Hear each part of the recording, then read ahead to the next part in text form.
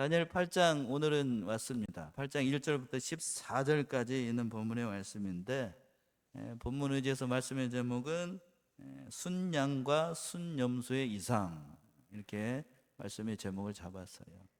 다니엘이 이제 두 번째 이상, 하나님께서 이상을 주신 것을 기록한 말씀인데 14절까지 있는 본문의 말씀 우리가 좀 세밀하게 네 대지로 살펴볼 수 있어요.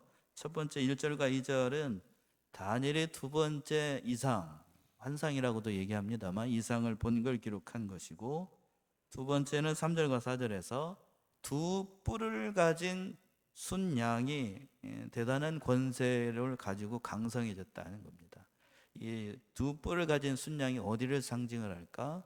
3절과 4절 보시고, 세 번째는 5절부터 8절까지 한 뿔을 가진 순염소가 순양을 이제 땅에 무너뜨리게 됩니다. 넘어뜨리게 돼요. 그게 뭘 상징을 하는지 살펴볼 것이고, 마지막에는 그 순염소가 넘어지고 거기서 작은 뿔이 일어나게 되는데 그 하나님을 대적하고 성도를 핍박하게 된다는 것이 9절에서부터 14절까지 있는 본문의 말씀입니다. 첫 번째 대지로 와서 다니엘이 두 번째 이상을 보게 됐습니다. 1절 보시게 되면 나 다니엘에게 처음에 나타난 이상 후 벨사살 왕 3년에 다시 이상이 나타나니라. 나 다니엘에게 처음에 나타난 이상을 본 후에, 이 8장의 이상은 다니엘이 봤던 두 번째 이상을 기록을 한 겁니다. 지난주까지 살펴봤던 7장의 그 이상은 역사의 흐름 가운데, 즉 바벨론부터 시작을 해가지고 그리고 인간의 최종적인 구원의 역사, 예수님께서 재림하시고 천년왕국이 이루어지는 것까지 그 다 기록을 했다라고 하면, 이 8장에서 오늘 살펴보게 되는 8장의 말씀은 메데바사, 그리고 뒤에 이를 헬라 제국, 그리고 헬라 제국이 무너지고 또 다른 조그마한 작은 뿔이 일어나게 되는데 이제 그걸 기록을 하는 거라고요. 좁은 의미에서 헬라에서부터 시작을, 메데바사에서부터 시작해서 헬라까지의 그 역사를 다니엘이 이상을 보면서 기록을 한 겁니다. 그러니까 벨사사랑 3년의 이상이 나타났다라고 얘기를 하고 있는데, 첫 번째 이상이 끝나고 난 다음에 하나님께서 다른 이상을 다니엘에게 보여주셔가지고 좀 더 구체적으로 메다메사에서부터 시작을 해가지고 헬라 시대까지 역사를 하나님께서 계시를 통하여서 보여준 겁니다. 근데 조금 주의해서 봐야 되는 것이 다니엘 2장 4절부터 7장까지는 제가 언제 한번 말씀드린 것 같은데 아람어로 기록이 되어 있어요. 언어가 아람어로 기록이 되어 있다가 이제 8장부터 다시 히브리어로 그 언어가 바뀌어요.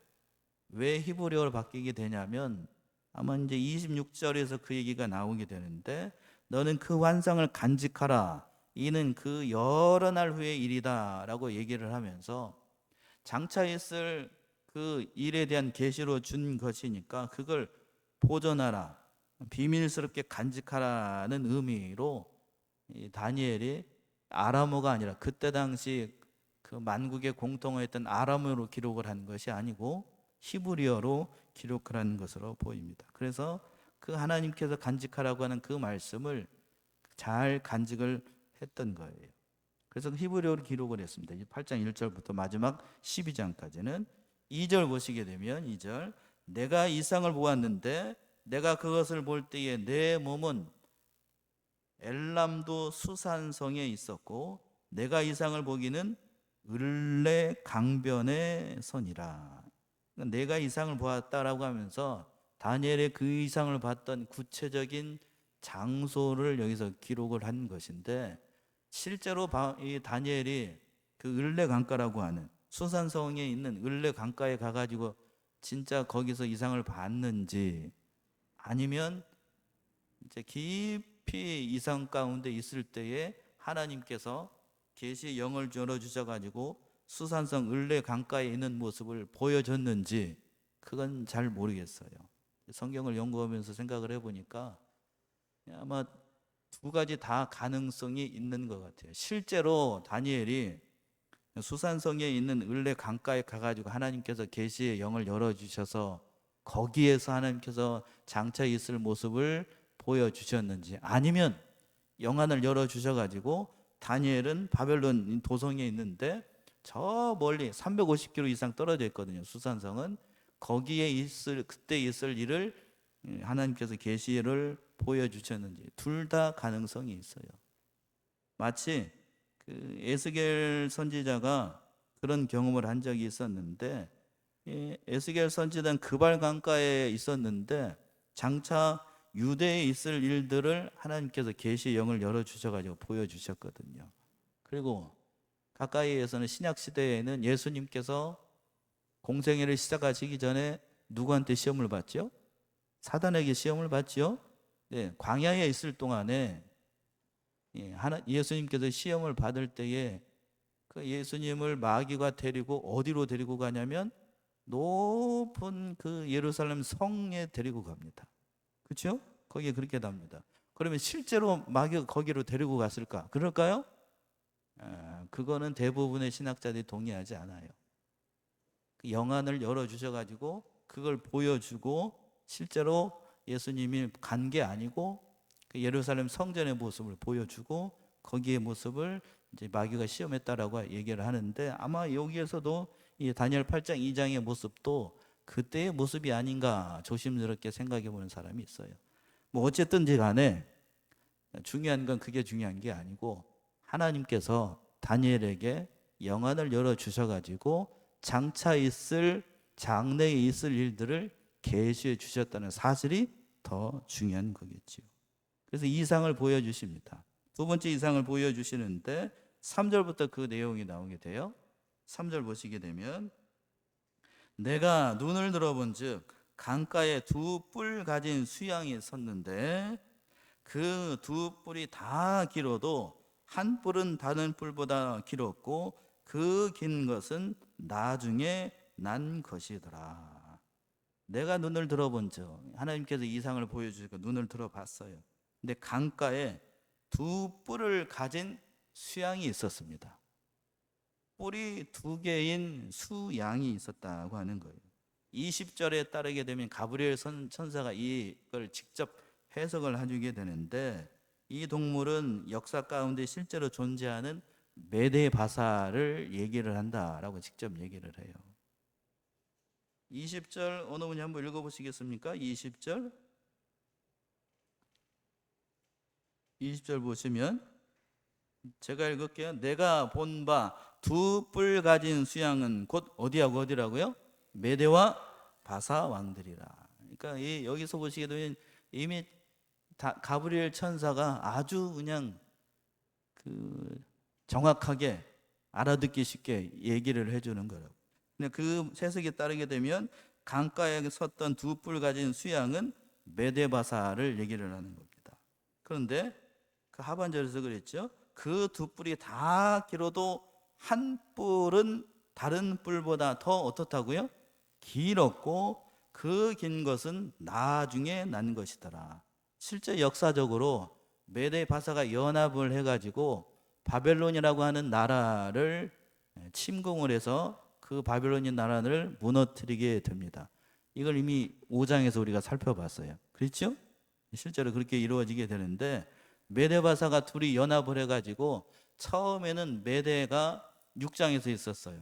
메데왕 다리오가 6장에서 그 왕이 실제도 되는데 그건 잠시뿐이고, 뒤에 가서 페르시아라고 하는 나라가 메데 나라를 다 이렇게 자기 품 안에 얹고 페르시아라고 하는 나라로 이루어지게 되는데, 그걸 이렇게 표현을 하는 거라고요. 나중에 났다, 더 길었다. 실제로 이 페르시아가 그 모든 정권을 다 자기 품 안에 이루게 되고 큰 나라를 이루게 된다는 얘기입니다. 자, 4절 보시게 되면 4절, 내가 본즉 그 수양이 서와 북과 남을 향하여 받으나 그것을 당할 짐승이 하나도 없고 그 손에서 능히 구할 이가 절대로 없으므로 그것이 임의로 행하고 스스로 강대하더라. 내가 본즉 이 수양이 서쪽에서 서쪽으로 북쪽으로 남쪽으로 향하여 들이받았다는 얘기예요. 정복해 나갔다는 얘기입니다. 제가 우리 집사님이 오실 줄 알고 그 밑에다가 바탕화면에다가 다니엘 8장 해가지고 그림을 하나 띄워놨는데 거기 한번 눌러보세요. 예, 됐습니다. 잘하네. 안 가르쳐줬는데. 자, 보세요. 이 얘기인데 여기에서 보시게 되면 메대 바사 있죠? 메대가 있고 바사가 있습니다. 이 둘이 연합을 해가지고 어디를 침략을 하다면 여기에요. 여기 바벨론을 침략을 해가지고 이루게 되는데 4절에 보시면 그 얘기가 이제 역사적으로 풀면 맞는 거예요. 그 수양이 서쪽으로 이렇게 보면 여기가 서쪽이에요. 이쪽이 동쪽이고, 그렇죠? 서쪽으로 또 어느 쪽으로? 북쪽으로. 여기 북쪽으로 가가지고 여기에 있는 땅들을 정복을 하게 되고 또 남쪽이요. 남쪽은 어디냐면 애굽, 아프리카 얘기를 하는 거예요. 그러니까 이 큰 나라를 이 바사가 역사에서는 페르시아예요. 페르시아. 이 메대는 조금 있다가 처리하게 되고 요 페르시아가 전체 나라 요렇게 있는 점선이 있는 나라를 구역을 다 정복을 하게 됩니다. 근데 이 정복을 할 때에 얼마나 그 영향력이 대단한지 중반절에서 그랬죠. 그것을 당할 짐승이 하나도 없고 그 손에서 능히 구할 사람이 절대로 없어요. 정말 강력한 나라였고 바벨론을 무너뜨릴 때에도 우리 실제로 그 다니엘 5장에서 보시게 되면 벨사살 왕이 바벨론의 그 궁성 안에서 뭐를 하고 있었냐면 술 마시고 있었죠. 이스라엘에서 가지고 온 그 온갖 종류의 성물을 가지고 술잔치를 벌이고 있지 않았습니까?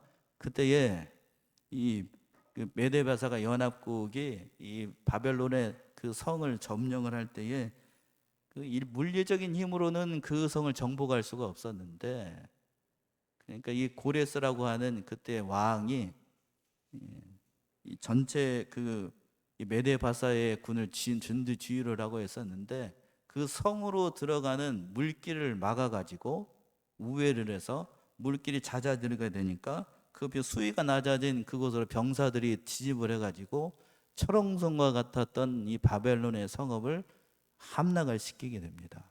그러니까 아무도 막을 수 없다는 표현이 그 얘기를 하는 거예요.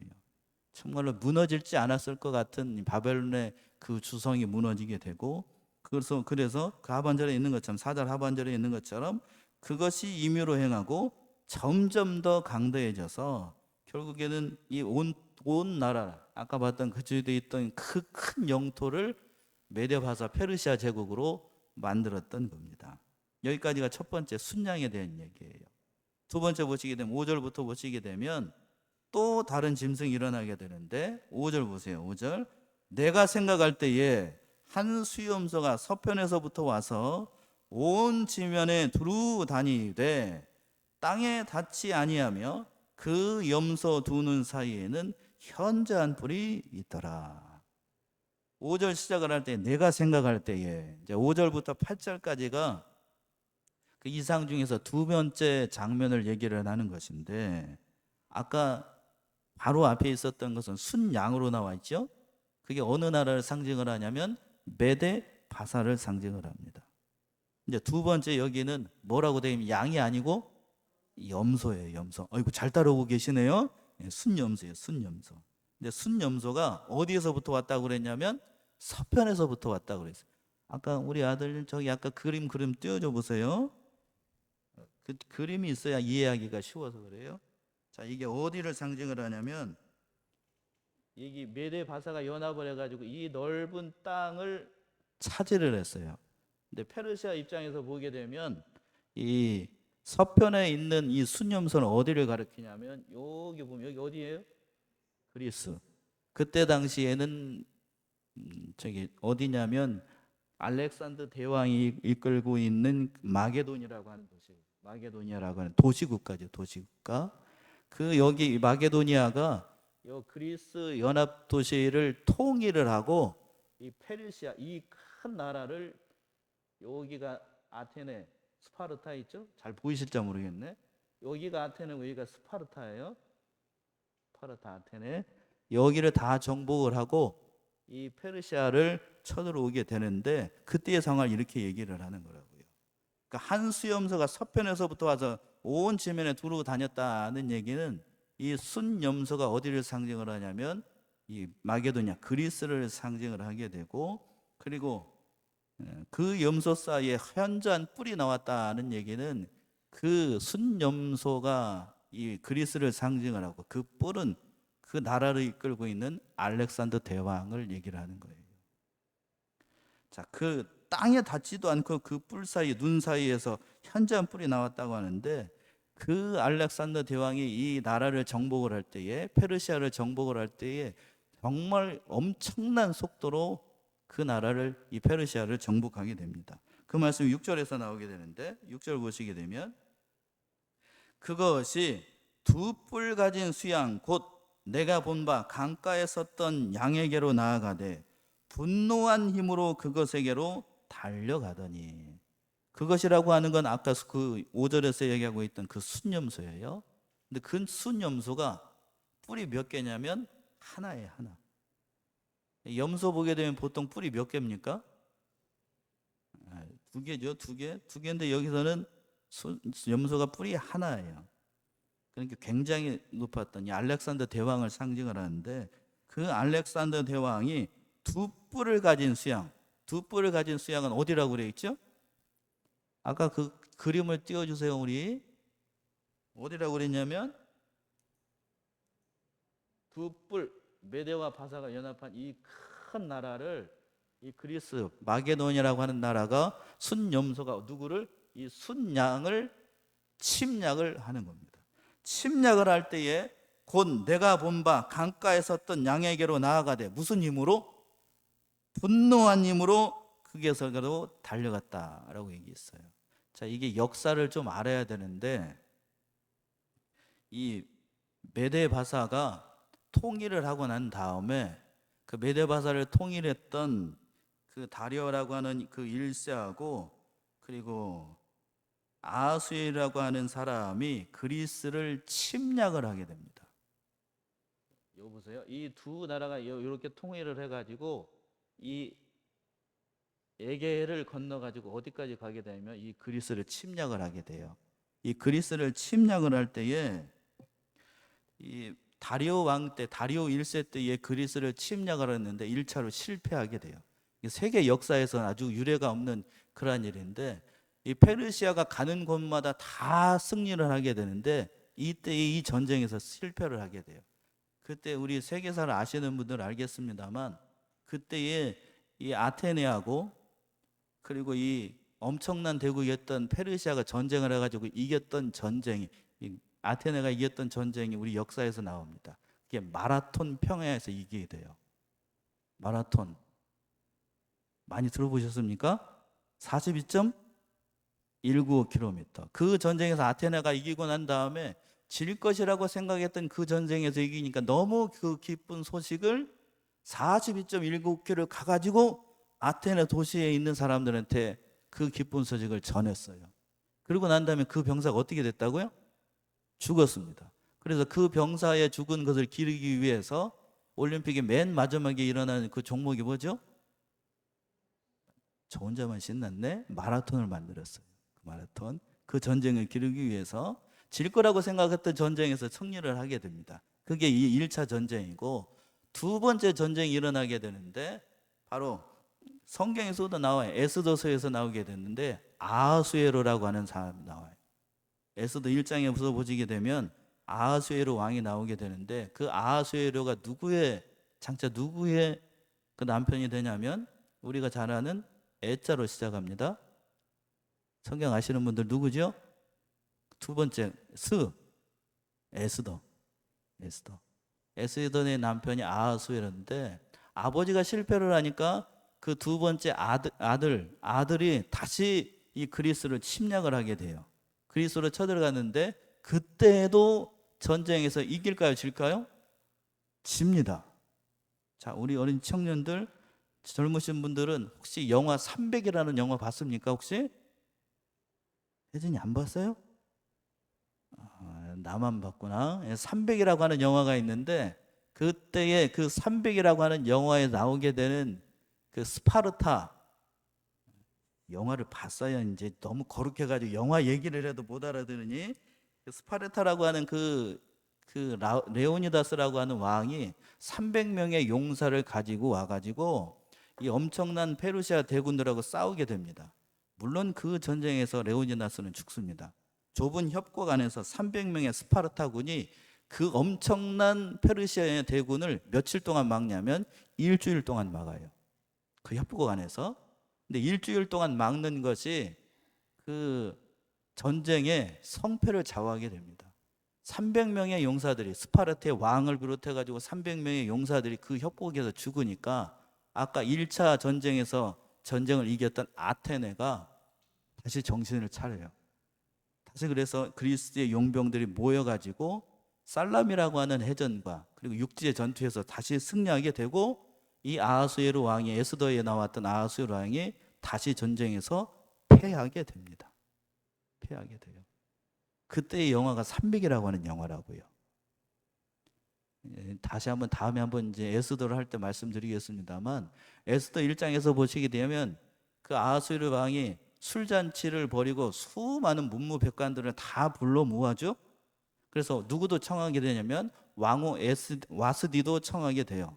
그때 상황이 어떤 상황이냐면 이 아하수에로 왕이 어디를 쳐들어가기 위해서, 아까 그 그림 띄워줘 보시면 그리스를 쳐들어가기 위해서 모든 군사들을 다 불러 모아놓고 우리 다 같이 어디를 쳐들어가자?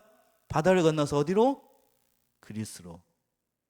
우리 식으로 얘기한다라고 하면 옛날 임진왜란 때에 도요토미 히데요시가 일본을 통일하고 난 다음에 어디로 쳐들어가자고? 조선으로 쳐들어가자. 그때 상황하고 똑같은 거라고요. 저만 신났습니다 지금. 그때의 상황인 거예요. 그때의 상황.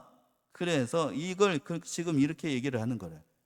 그래서 그때의 전쟁에서 이 그리스가 이 전쟁에서는 이겼습니다만 엄청난 피해를 입었어요.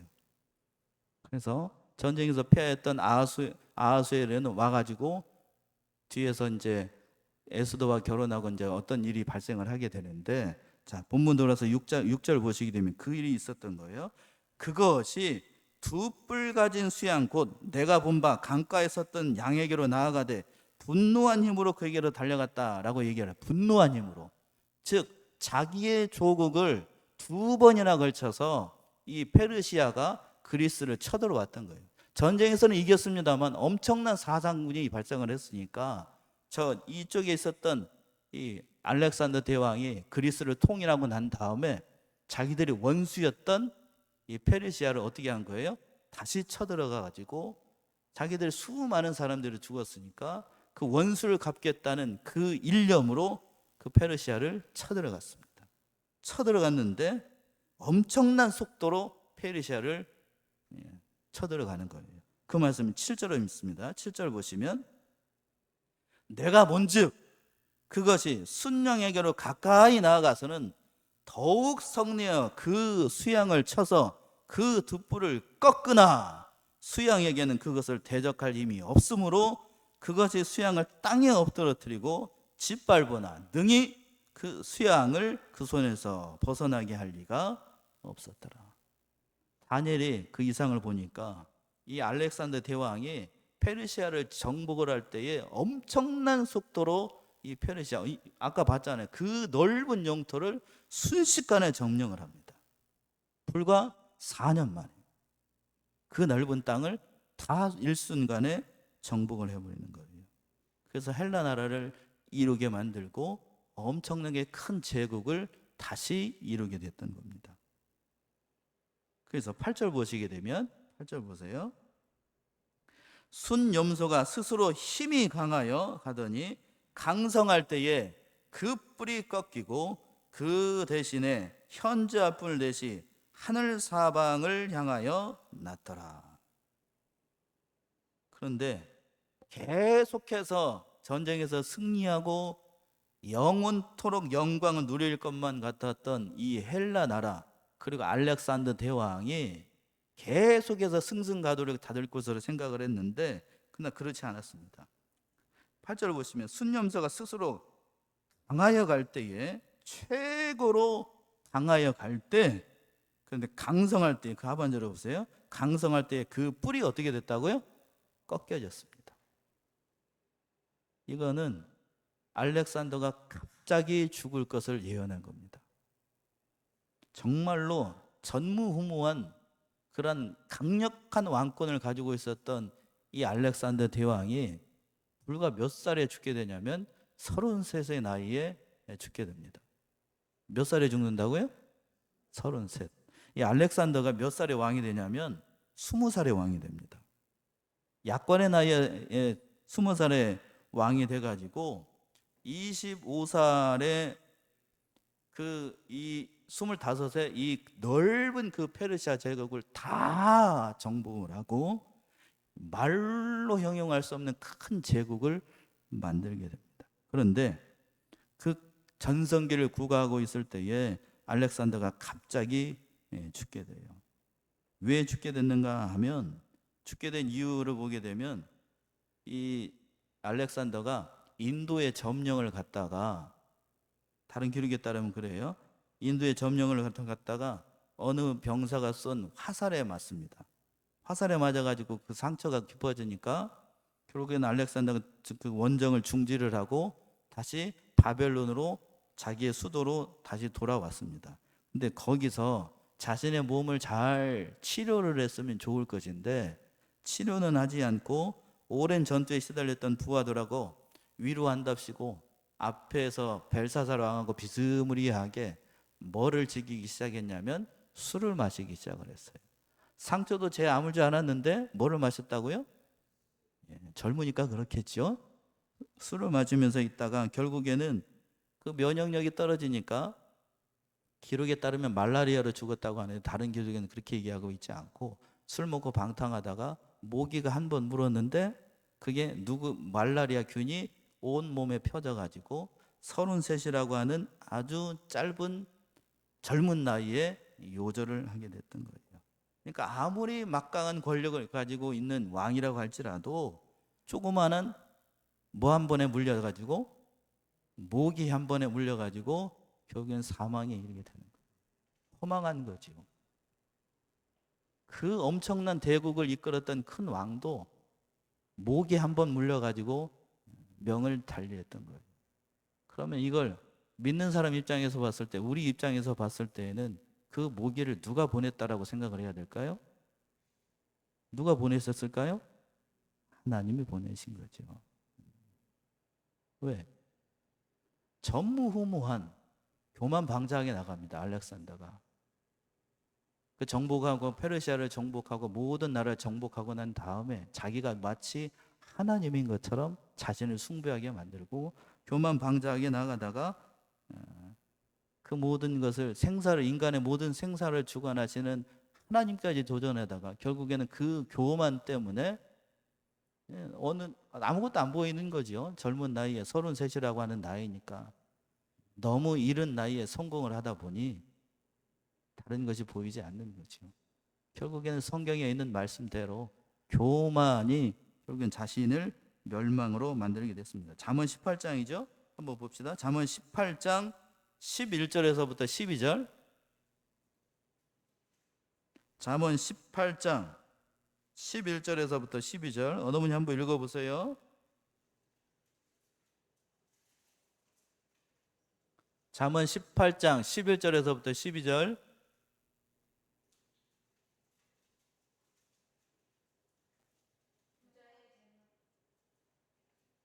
네네.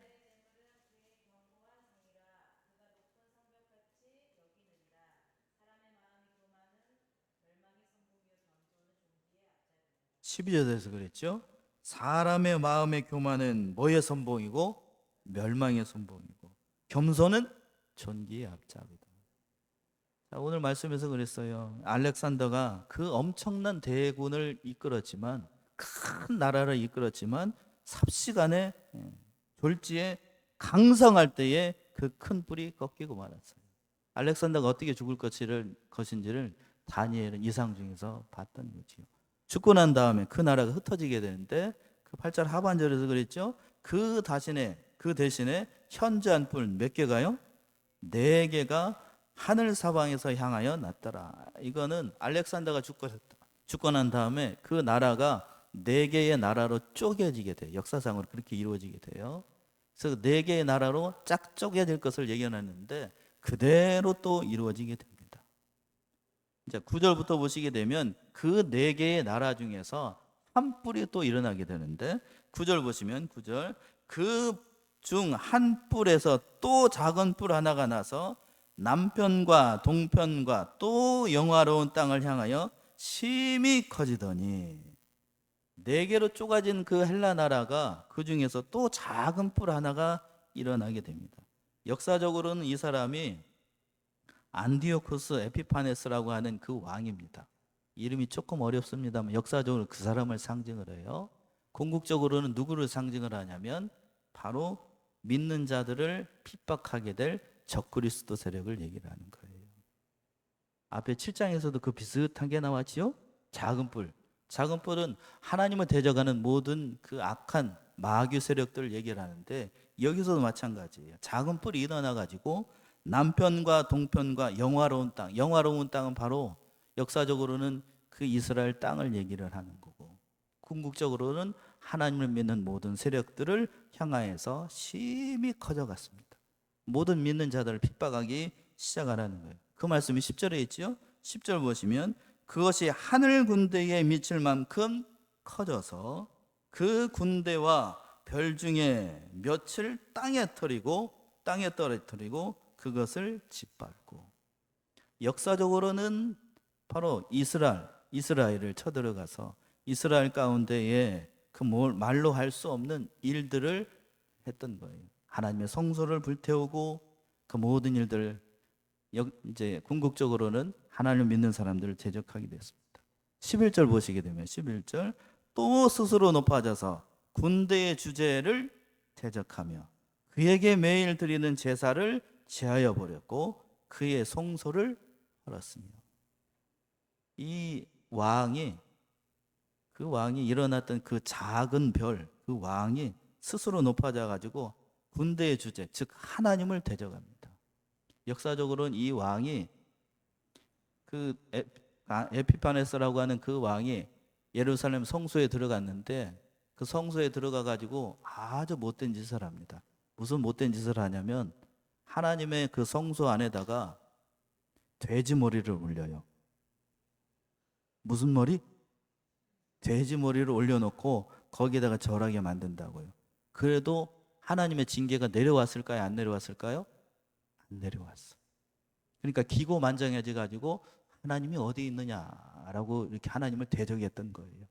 그러니까 여기서 보게 되면 오늘 말씀 주면서 그렇게 생각을 들었어요. 우리 여러분들이 가게에 개업을 하거나 뭐를 할 때에 거기에다가 무슨 머리를 올려놓죠? 다 역사가 있는 거라고요. 그걸 올리는 건 누구를 멸시하는 거라고요? 하나님을 멸시하는 겁니다. 거기 돼지 코에다가 뭐 10,000원짜리 50,000원짜리 여러분 거기에 참여하지 마세요. 누구를 멸시하는 거라고요? 하나님을 멸시하는 거. 하나님을 멸시하는 거. 그 왕이 이스라엘 성전 안에다가 이스라엘 백성들이 가장 혐오하는 짐승이었던 그 돼지를 그것도 머리만 하나님 성전 안에다 올렸다고요. 근데 하나님의 징계가 오지 않습니다. 그 말씀이 12절에서 나오지요. 12절 보시면 범죄함을 인하여 백성과 매일 드리는 제사가 그것에게 붙임바되었고 하나님 앞에 드려야 되는 그 모든 제사가 그것에게 붙임바되고 그것이 또 진리를 땅에 던지며 자의로 행하여 어떻게 됐다고요? 형통했습니다. 하나님의 제사를 명시하고 앞에서는 9절 11절에서는 성소를 헐어버리고 온갖 못된 짓은 다 했는데 그 사람이 어떻게 됐는가? 멸한 게 아니고 어떻게 됐다고요? 12절 하반절에 형통했습니다. 악인의 형통이라고 말을 하지요. 지난주에도 말씀을 드린 것 같은데 믿는 자들이 참 곤란스러운 경우가 이런 경우라고요. 하나님을 대적하고 하나님의 뜻대로 살지 않는 세상 사람들이 세상에서 어떻게 살 때? 잘 살 때, 못 살 때? 잘 살 때 믿는 자들이 어려움에 빠지는 거예요. 하나님이 어디 계시는가? 나는 하나님의 백성으로서 이 세상에서 정말 진실되게 의롭게 경건하게 살려고 애를 쓰는데 나에게는 형통의 삶이 보장되어 있는 것 같지 않고, 그런데 저 사람은 하나님을 믿는 것 같지도 않고 하나님 앞에 진실하게 사는 것 같지도 않음에도 불구하고 이 세상에서는 어떻게 된다고요? 잘 먹고 잘 살아. 그걸 악인의 형통이라고 얘기한다고요. 오늘 본문의 말씀에서도 그랬죠. 12절에서 자의로 행하되 자기 미미대로 행함에도 불구하고 세상에서는 형통의 삶을 살아요. 그러면 우리에게 왜 내가 이렇게 살아야 되는가, 왜 하나님의 백성으로 진실되게 살아야 되는가를 두고 심각한 고민에 빠지게 됩니다. 그런데 오늘 본문의 말씀에서는 하나님께서 답을 주고 있습니다. 이상을 통해서 다니엘에게 어떠한 답을 주신가 하면 본문 돌아서 13절 보세요. 13절 보시면 내가 들은즉 거룩한 자가 말하더니 다른 거룩한 자가 그 말하는 자에게 묻되 이상에 나타난 바 매일 드리는 제사와 당하게 하는 죄악에 대한 일과 성소와 백성이 내어준 바 되며 짓밟힐 일이 어느 때까지 이를꼬 하매. 즉 이 말은 길게 얘기했습니다만 12절에서 얘기했어요. 자의로 행하는 악인의 형통의 삶이 언제까지 계속될 겁니까? 하늘에 있는 천사들이 묻고 답한 거라고요. 왜 이 세상에는 믿는 사람들이 어려움에 빠지고 누구는 형통하고 하나님을 대적하는 자들은 왜 이 세상에서 형통의 삶을 살아가는가? 그 일이 어느 때까지 이루어지게 되는가를 물어봤어요. 답이 뭐라는가 하면 마지막 오늘 14절이에요. 14절 우리 같이 합독해 볼까요? 14절 시작. 14절 시작. 그가 내게 이르되 2300주야까지니 그때에 성소가 정결하게 함을 입으리라 하였더라. 며칠 동안 그들이 형통의 삶을 산다고요? 2300주야. 그러니까 여기서 악인의 형통의 삶이 며칠이라고 얘기를 하냐면 2300주야입니다. 악인의 형통이 2300주야라고 하면 반대로 생각하면 믿는 자들이 어려움을 당하는 기간이 며칠이라는 얘기예요? 2300주야라는 얘기입니다. 그러니까 여기서 우리가 알 수 있는 건 악인의 형통한 것도 하나님께서 정하신 때가 있는 거고, 믿는 자들이 어려움을 당하는 때도 하나님께서 정하신 때가 있다 없다? 있다는 얘기입니다.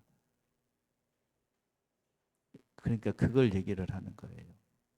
다니엘이 오늘 14절까지 있는 이 말씀을 통해서 결국 얘기해 주고 싶은 건 세 가지 진리입니다. 첫 번째, 하나님은 세상의 모든 역사를 어떻게 하신다? 주관하신다. 두 번째는 세상의 모든 강대국과 악인의 형통도 정해진 뭐가 있다? 때가 있다. 그리고 마지막으로 세 번째, 하나님의 백성 이 세상에서 겪는 고난의 시기도 정해진 뭐가 있다? 때가 있다. 그걸 하나님께서 다니엘에게 이상 중에서 보여준 겁니다. 그러니까 우리는 하나님께서 정하신 때가 있어요. 그 때를 우리가 비록 이 세상에서 볼 때에 악인 형통하고 세상이 혼란스럽고 악이 승리하는 것 같은 삶을 살아갈 때가 많이 있습니다. 그렇다 할지라도 우리는 누구를 바라보고?